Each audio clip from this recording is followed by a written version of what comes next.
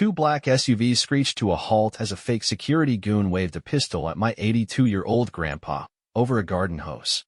That's the day I learned Karen's reign of terror had an expiration date, and I was about to stamp it. Before I continue the story, write a comment below. Where are you watching from? Like if you want to constantly win in any conflicts. I'm Jake, 31, crashing at my grandpa Tom's place in Serenity Pines, a cozy retirement nook in upstate New York, just trying to keep my head above water after grad school chewed me up and spat me out. Grandpa's my hero, Korean War vet, hands tougher than steel, and a garden so pristine the butterflies probably send him fan mail. We've been holed up in my late mom's house on Maple Lane, soaking in the quiet, or so we thought. Then Karen strutted in. Not your average Karen. This woman's the queen of chaos. Blonde bob bouncing, purse big enough to hide a lawnmower, and a voice that could shatter glass from across the street. 3 months ago, she crowned herself president of the Serenity Pines Homeowners Association. Spoiler, there's no HOA. No paperwork, no votes, just Karen, a printer, and a wild fantasy of ruling us all. It started small, notes about misaligned trash cans or overly festive wind chimes. Grandpa would just sip his iced tea, smirking. I've survived mortar fire. Her scribbles don't scare me. But then Ken showed up, Karen's boyfriend, a walking action movie reject. Camo shorts, security vest screaming dollar store vibes, and a walkie-talkie he shouted into like he was commanding a SWAT team. Alone. First time I saw him, I was raking leaves, and he swaggered over, glaring at my rake. Got a permit for that, kid? I snorted so hard I nearly choked. A permit? It's a rake. He leaned in, all serious, hissing, unapproved tools threatened the vibe. I laughed until my sides hurt. Grandpa didn't. He peeked out the window and growled, that clown's got a storm brewing. The storm hit fast. A week later, a violation notice slapped our door. Grandpa's tiny American flag planter was too bold for harmony. Then Ken started whining about the sprinkler quieter than a whisper, mind you, claiming it was a sonic attack on Serenity. I recorded it. 38 decibels, softer than Grandpa humming. Showed Ken. He scoffed, water needs regulation, and shoved a pamphlet at me, Serenity Pines water rules. I nearly framed it for the sheer lunacy. Things got real when our water pressure tank started wheezing. Low flow, strange gurgles, then the bill jumped $87. Grandpa's tomatoes drooped, and my gut screamed trouble. I followed the pipes from our private well, Grandpa's pride since '73, and found cheap PVC snaking into Karen's yard. She'd built a Serenity fountain, a tacky concrete eyesore with cherubs puking water, and she was siphoning our well to run it. No heads up, no shame, just Karen, grinning over the fence, chirping, water's for sharing, Jake. Oh, you don't steal from a vet and call it cute. I couldn't smash her fountain. YouTube's rules would bury me, so I got sneaky. Our well had a runoff tank. I rerouted her line to suck from that, then spiked it with gray water, dish soap, laundry slosh, a compost kick. Karen's VIP mix, I dubbed it. She didn't notice. Her fountain bubbled on, and I sat back, coffee in hand, heart pounding with glee, waiting for the fireworks. 2 days later, those cherubs were spewing sludge. Karen's screams echoed down the block. She blamed factory runoff from a highway miles away. I clamped my jaw shut to keep from cackling.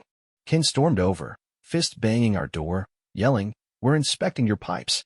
Grandpa stepped out, hose dripping, calm as ever.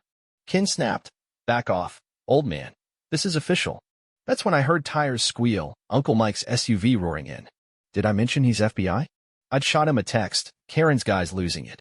5 minutes later, the cavalry arrived, and I knew this was just the start. Uncle Mike's SUV hadn't even cooled off when Ken's face went from red to ghost white, his fake security swagger melting faster than a popsicle in July. Meanwhile, across the street, Karen was still shrieking at her sludge-spewing fountain, oblivious that her empire of petty rules was about to get a federal reality check. I stood there, heart racing, phone in hand, recording every second of this glorious mess. Uncle Mike, FBI, Counterterrorism Division, and the guy who taught me how to tie a tie stepped out, all calm and steel-eyed, while his team fanned out like they were raiding a crime scene. Ken stammered, This is private property." Mike didn't flinch. "Sir, lower your voice and step back. We've got questions." Grandpa just stood there, hose dripping, looking like he'd seen weirder stuff in basic training. Backtrack a sec, Karen's fountain wasn't just a tacky lawn ornament. It was her throne. She'd been strutting around Serenity Pines for weeks, bragging about how it elevated the community vibe. I'd overheard her at the mailbox, telling Mrs. Linda, sweet lady, 76, knits scarves for her grandkids, that the fountain was phase one of the beautification plan. Linda nodded politely, but I saw her eyes glaze over. Me? I was already plotting. That fountain was sucking our well dry, and every wilted tomato in Grandpa's garden felt like a personal attack. So, yeah, I'd spiked her water line with my VIP mix, gray water with a compost twist. It took 48 hours to hit peak chaos. By the time Ken was yelling at Grandpa, the fountain was a swampy disaster, and Karen's prized rose bushes were browning like overcooked toast. She didn't suspect me, not yet. She was too busy waving her clipboard at the sky, cursing environmental sabotage. I leaned against the porch railing, sipping coffee, fighting the urge to yell, "Check your pipes, genius." Across the neighborhood, whispers were spreading. Mr. Jeff, a retired mechanic who lived 3 houses down, had peeked out his window when Karen started screaming. He texted me later. Saw her fountain turn to mud. You do that? I replied with a winking emoji. Word travels fast in a place like this. Porch chatter and dog-walking gossip are our internet. Mrs. Linda caught me by the mailbox that afternoon, whispering, "Jake, that woman's lost it. What's next?" I grinned. Just wait. Back at the standoff, Uncle Mike's team was circling Ken like sharks. One agent, a tall guy with a buzz cut, pulled out a notepad and started asking about the Serenity Pines HOA. Ken sputtered. It's a community effort." Mike raised an eyebrow. "Funny, the county has no record of it." That's when Karen finally noticed the SUVs. She stormed over, heels clicking, yelling, "What's this?" I demand an explanation. Mike turned, voice flat as a pancake. "Ma'am, we're investigating reports of fraud and harassment. You might want to sit down." My chest buzzed with adrenaline. Fraud? Harassment? This was bigger than I'd thought. I'd called Mike because Ken was unhinged, but now it hit me. Karen's fake HOA had been shaking down the whole neighborhood. I flashed back to last month. Mr. Jeff handing her a $50 compliance fee for his unapproved porch light. Mrs. Linda muttering about a $30 fountain fund she didn't dare refuse. These were Grandpa's friends, widows, vets, people on fixed incomes, and Karen was bleeding them dry with her nonsense. Ken tried to bolt. Big mistake. An agent grabbed his arm, calm but firm, and he froze. Grandpa finally spoke, voice low. "Son, you picked the wrong garden to mess with." I nearly cheered. Karen's face twisted, and she jabbed a finger at me. "This is your fault, Jake. You've ruined everything." I smirked. "Nah. Karen, you did that yourself." As Mike's team started pulling files from their car, thick folders with official stamps, I realized this wasn't just about my prank anymore. Karen's fountain was still gurgling sludge, a perfect symbol of her crumbling kingdom. Down the street, Mr. Jeff stepped onto his porch, arms crossed, watching. Mrs. Linda peeked through her curtains. The neighborhood was waking up, and I could feel it. They were done with her reign. I leaned over to Grandpa, whispering, "Think she'll figure out the water trick?" He chuckled, eyes twinkling. "Not till it's too late." And right then, with Ken sweating and Karen unraveling, I knew we'd lit the match. The fire was spreading, and I couldn't wait to see what burned next. Karen's scream hit a new octave as Uncle Mike flipped open a folder labeled Serenity Pines, HOA activity, her fountain still coughing up sludge like a dying swamp monster behind her. At the same time, 3 houses down, Mrs. Linda was already on the phone with her knitting circle, whispering, "FBI's here, Karen's done for." And I swear I could hear the popcorn popping across Maple Lane. I stood on the porch, heart hammering, phone still recording, because if this wasn't going viral, I didn't know what would. Uncle Mike's voice cut through Karen's meltdown like a knife. "Ma'am, we've got 6 months of complaints, unregistered dues, fake citations, elder coercion." Care to explain? Karen's jaw dropped, her clipboard trembling. "Coercion? I'm improving this place." Mike didn't blink. "Tell that to the 15 residents who paid you cash they couldn't spare." Ken, meanwhile, was sweating bullets, pinned by 2 agents who looked like they'd rather be anywhere else. He'd gone quiet, real quiet, his walkie-talkie dangling like a kid's toy caught in a lie. Grandpa leaned against the railing next to me, sipping his tea, calm as a summer breeze. She's digging her own grave now, he muttered, and I felt a surge of pride. This wasn't just about our well anymore. This was war, and we had the high ground. Flashback to 2 weeks ago. I'd started noticing the pattern. Karen didn't just bug us, she'd been prowling the whole neighborhood. Mr. Jeff, the mechanic with the creaky knees, showed me a fine for his porch light, $50, handwritten on floral stationery. Mrs. Linda confessed she'd forked over $30 for that stupid fountain after Karen guilt-tripped her about community spirit. Even old Mr. Sam, 89 and half deaf, paid $75 to renew his patio permit. None of it was real, but they were too polite, or too scared, to fight back. Seeing their faces, people who'd baked us cookies after Mom died, lit a fire in me I couldn't put out. Back in the moment, Mike's team spread out. One agent, short, glasses, all business, started snapping pics of Karen's fake HOA regulation signs nailed to streetlights. Another pulled a laminated booklet from her mailbox, Serenity Pines Standards Manual. I peeked over his shoulder, pure gold. All flags must be pre-approved for patriotic tone, it read. Bright colors provoke unrest. I snorted. She's banning red lawn chairs now. The agent glanced at me, deadpan. Seen worse. Karen lunged for the booklet, but Mike stepped in. Ma'am, this is evidence now. Her eyes went wild. Evidence. This is my vision. That's when it clicked. Her vision wasn't just annoying, it was a scam. Across the street, Mr. Jeff wandered over, hands in his pockets. She charged me $50 last month, he said, voice shaky. Said my truck was too loud. Mrs. Linda shuffled up, scarf half knit in her hands. I paid $30, thought it was legit. Their words hit me like a gut punch. These were Grandpa's buddies, and Karen had preyed on them. I couldn't resist. Hey, Karen, how's that fountain treating you? Her head snapped my way, venom in her glare. You little, I'll sue you for this. I grinned wider. For what? Giving your cherubs a bath. Uncle Mike shot me a look, half warning, half amusement, and I zipped it. But inside I was buzzing. My gray water prank had cracked her facade, and now the feds were peeling it back layer by layer. Down the block, curtains twitched. Mr. Sam hobbled out, cane tapping, yelling, "What's all this racket?" An agent jogged over to explain, and I saw his face soften. Relief, maybe hope. Karen's grip was slipping, and the neighborhood felt it. Ken tried one last play, muttering, "I'm just enforcing rules." Mike turned, slow and deliberate.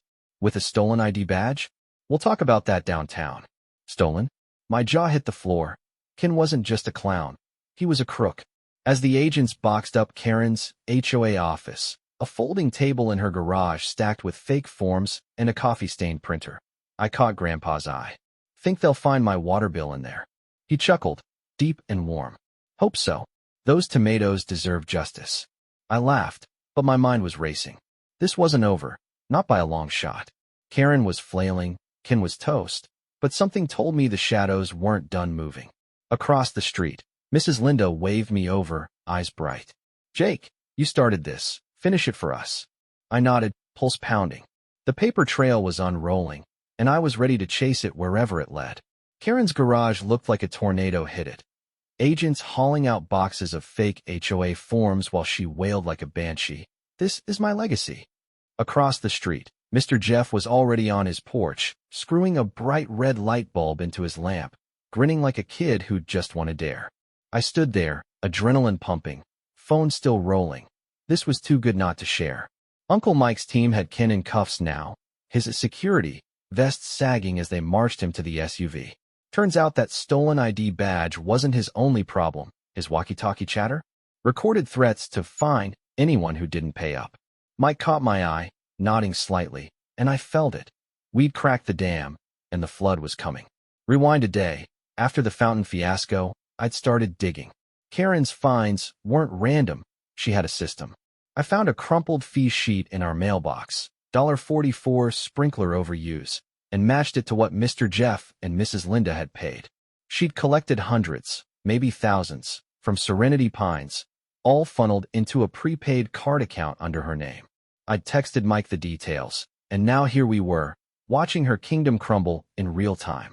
Back on Maple Lane, the vibe shifted fast. Mrs. Linda marched over, knitting needles tucked in her apron, and handed an agent a stack of HOA notices she'd saved.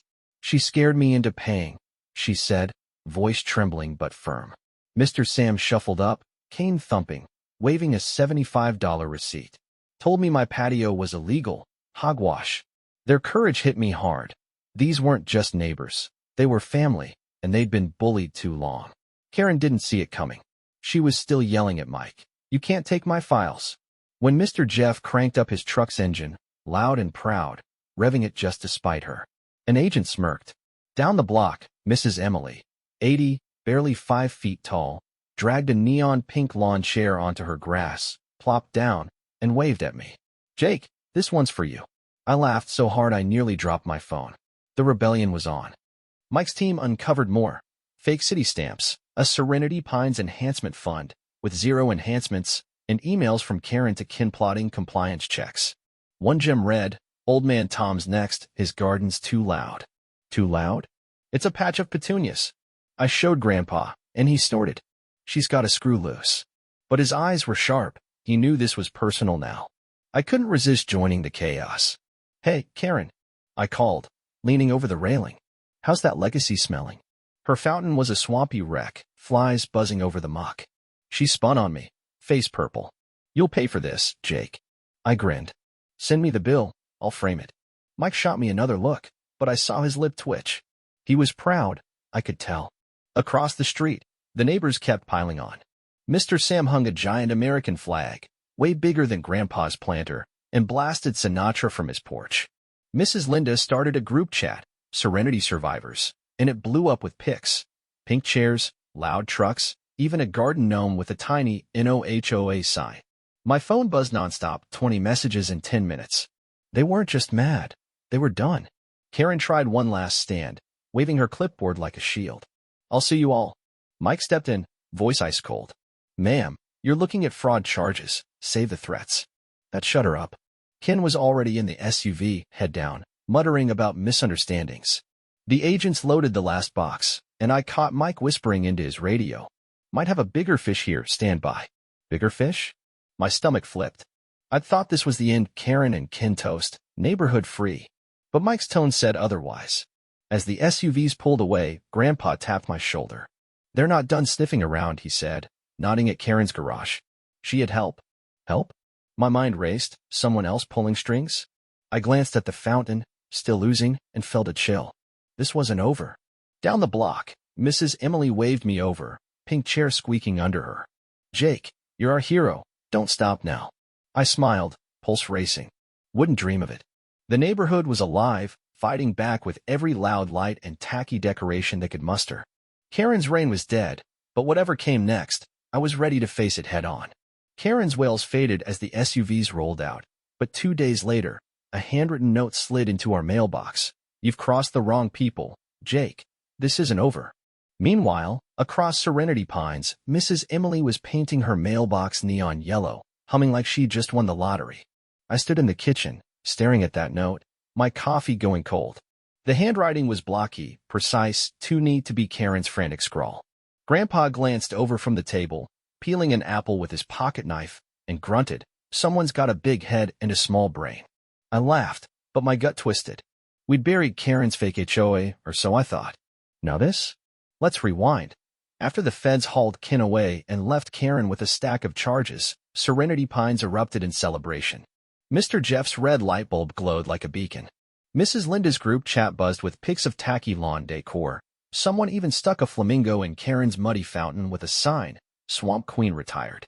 I'd posted the footage online, Karen's meltdown, Ken's arrest, the fountain fail, and it hit 100,000 views overnight. Messages flooded in. You're a legend, Jake. Grandpa Tom's my hero. I showed him, and he just shrugged. All I did was water my flowers. But that note? It wasn't a prank. I taped it to the fridge, grabbed my laptop, and started hunting. Karen was out, facing fraud and harassment raps, but someone else was picking up her crown. Down the street, Mr. Sam caught me by his flagpole. Heard a guy's been knocking on doors, he wheezed, talking about restoring order. Order? After we just torched the rulebook? My blood boiled. These people didn't quit. I hit the neighborhood hard. Mrs. Emily confirmed it. A man in a polo shirt, mid-40s, clipboard in hand, had stopped by. Said he's with the Neighborhood Compliance Council, she scoffed. Told him my mailbox says otherwise. Mr. Jeff saw him too, caught him snapping pics of his truck. Looked like a wannabe cop, he growled. I pieced it together. Same guy, same smug vibe, hitting every house that fought Karen. This wasn't random, this was revenge. That night, I set up cameras, trail cams from Grandpa's old hunting days, tucked by the fence and porch. Caught plenty of deer with these, he said, handing me a screwdriver. Should work on idiots too. I grinned, but my hand shook. Whoever this was, they weren't playing subtle. At 2 a.m., my phone pinged, motion alert. I bolted to the screen. A guy, receding hairline, NCC embroidered on his chest, sneaking through our yard, measuring our fence with a flashlight. My jaw clenched. Got you, I whispered. Next morning, I knocked on doors. Mrs. Linda spilled first. His name's Brian Carter, lives on Oak Drive. Said Karen gave him her files before the feds came. Brian, private security gig, according to Mr. Jeff, who'd overheard him bragging at the gas station. Thinks he's fixing her mistakes, Jeff snorted. Fixing? More like doubling down. I dropped by Brian's place, flags, a respect authority doormat, the works. Slipped a flyer in his box. Fake HOAs are illegal. Ask Karen how that ends. Signed it, Maple Lane Watchdog. Let him sweat. He didn't. 2 days later, Grandpa got a compliance notice from the NCC, remove his flag planter or face review. Review? I laughed, but Grandpa didn't. They're testing us, he said, voice low. That night, our porch lights fried, wires melted, deliberate sabotage. An electrician confirmed it. Someone knew what they were doing. My stomach dropped. Brian wasn't just talk. He was dangerous. I called Uncle Mike, voice tight. New player, Brian Carter. He's hitting us hard. Mike paused. Send me everything, pics, footage, that note. I'll dig.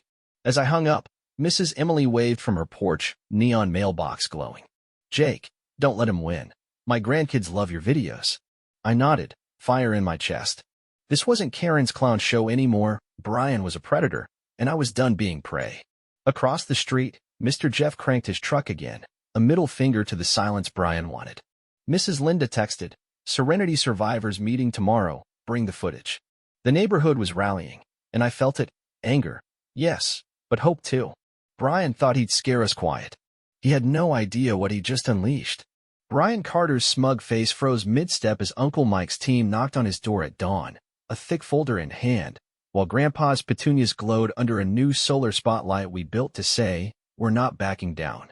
Across Serenity Pines, Mrs. Emily's neon mailbox blinked like a victory flag, and I knew this was our win, and I'd make sure the world saw it. Hey, it's Jake. If you've stuck with me this far, drop a comment. Team Grandpa or Serenity survivors, let me know who you're rooting for, and subscribe if you haven't yet. This ride's been wild, and you're the reason I'm still telling it. Let's wrap this up. Brian thought he'd outsmart us. After frying our lights and mailing that compliance notice, he'd escalated, snuck into our yard again, this time with wire cutters, caught crystal clear on my trail cams. I'd sent the footage to Uncle Mike, heart pounding, with a text, he's unhinged, help. Mike's reply was short, got it. 24 hours. Meanwhile, the neighborhood wasn't sleeping. Mrs. Linda's Serenity survivors chat exploded. 30 messages in an hour, plans flying. Paint the street. More flags. Show him we're done. By morning, Serenity Pines was a riot of color. Mr. Jeff bolted a blue siren bulb to his porch, obnoxious and perfect. Mrs. Emily added a second flamingo to Karen's old fountain, dubbing it Swamp Memorial Park. Mr. Sam cranked Sinatra so loud Brian's quiet hours rule was a joke. I joined in, rigged a speaker to Grandpa's planter, playing Sweet Caroline on loop. Brian's NCC flyers, fresh ones demanding visual unity, landed in mailboxes that day, but they went straight to trash cans. The vibe was electric, unstoppable. Mike's team rolled in silent, no sirens, just purpose. I watched from the porch, Grandpa beside me, as they handed Brian a notice, not an arrest, not yet, but a federal cease and desist with teeth. Fraud. Harassment. Property damage. His polo shirt, NCC embroidered in bold, crumpled as he slumped against his doorframe. This is a misunderstanding, he barked. Mike's voice was steel. Tell it to the judge, Mr. Carter, we've got your prints on the wires. Prints? My jaw dropped. I'd forgotten Grandpa's old trick. Dusted the fence after the first break-in, he said, smirking. Old police auxiliary habit. That, plus my footage, nailed Brian. Across the street, Mrs. Linda cheered, knitting needles waving like pom-poms. Mr. Jeff revved his truck, a victory lap and sound. The agents dug through Brian's command center, a garage stuffed with Karen's old files, fake stamps, and a ledger of fines he'd planned to collect. He banked on fear. He got defiance instead. Brian's reign lasted 4 days, shorter than Karen's, and twice as dumb. The feds didn't cuff him, not yet, but the notice shut down his NCC scam cold. Word spread fast. County officials called, thanking us for exposing predatory schemes. They even asked to use my videos for training, said Grandpa's calm and my sarcasm were case study gold. I read the email to him, and he chuckled. So I'm a teacher now? Beats peeling apples. That night, Serenity Pines threw an impromptu party, lawn chairs, lemonade, no rules. Mrs. Emily brought cookies. Mr. Sam sang off-key Sinatra. Grandpa sat on the porch, new spotlight beaming on his planter, Liberty blooms here carved into the wood. Kids ran by, leaving painted rocks, free. Team Tom. I filmed it all, heartful, 1 million views by morning, but the real win was here, in the laughter and the glow. A week later, a letter came, not a threat, a thank you. A guy named Tim drove from Ohio, handed it to Grandpa, and said, "My mom lived here years ago, your fight gave her courage back." Inside, a photo of an old lady with a flag, smiling, and a note, "Dignity's worth more than gold." Grandpa nodded. I soft. "That's the real stuff, Jake." We shared pie with Tim, and I felt it. This wasn't just our story anymore. Serenity Pines is quiet now, no fake HOAs, no clipboards, just us. Every Sunday, folks gather by Grandpa's porch Liberty Hour, they call it. No dues, no president, just stories and lemonade. I catch Grandpa sometimes, hose in hand, whispering to his petunias, we kept him blooming. Brian's gone, Karen's a memory, and that cursed crown? Buried under flowers and grit. So, Team Grandpa or Serenity survivors? Comment below. I'm reading everyone. This garden's ours, and we're not letting go.